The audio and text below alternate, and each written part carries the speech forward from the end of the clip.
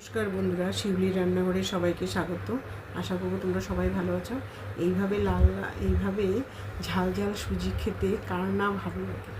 চলো আমি বানিয়ে দেখাচ্ছি তোমাদেরকে। ঝাল ঝাল সুজি আছে, তার জন্য নিয়ে নিচ্ছি অমৃতভোগের সুজি, একটু রসুন কুচি, পেঁয়াজ কুচি, আর নিয়ে নিচ্ছি কারি পাতা, আর নিয়ে নিচ্ছি আলু, কাঁচা লঙ্কা, আর নিয়ে নিচ্ছি কড়াইতে সামান্য তেল, জিরে সম্বাদ দিচ্ছি, আর 1 কাপ সুজি নিয়ে ওটাকে ভালো করে ধুয়ে রেখে দিচ্ছি।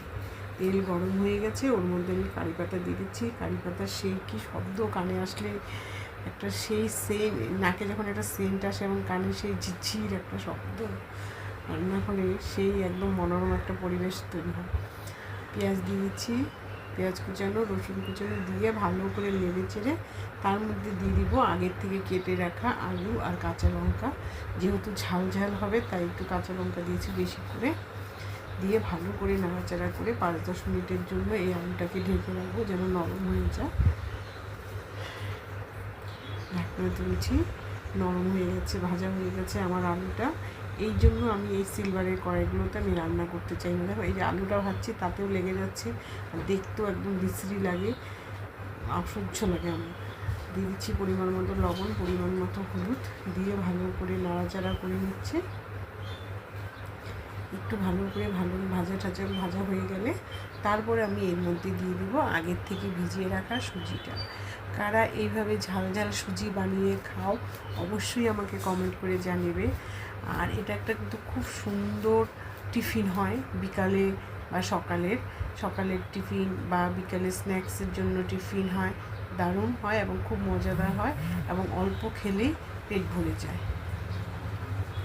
অবশ্যই যারা খেয়েছো তারা আরেকবার ট্রাই করবে, এবং যারা খাও নাই তারা আমার এই রেসিপিটাকে দেখে অবশ্যই একবার ট্রাই করবে। এবং আমি তো এইখানে চিনি ইউজ করিনি, তোমরা চাইলে অবশ্যই চিনি, তারপরে একটু বাদাম ইউজ করতে পারো। আমি এখানে খুব সাধারণভাবে এবং সিম্পলভাবে দেখিয়েছি।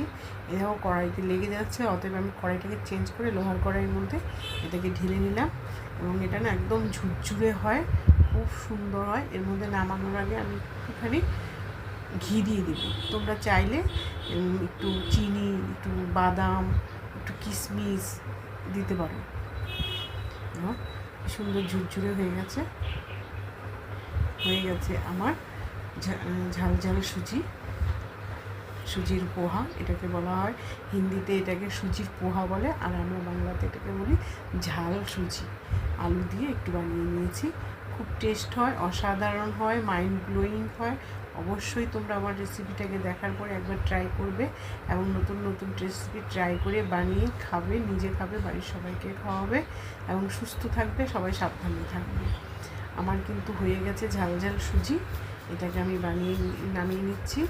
খুব সুন্দর হয়েছে এবং খেতেও খুব অসাধারণ হয়েছে।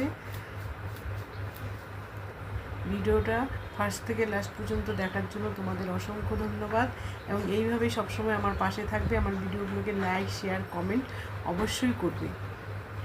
নামিয়ে নিয়েছি, আজ তাহলে এইখানেই রাখবো। Bye bye, tata. সবাই সাবধানে থাকবে, সুস্থ থাকবে।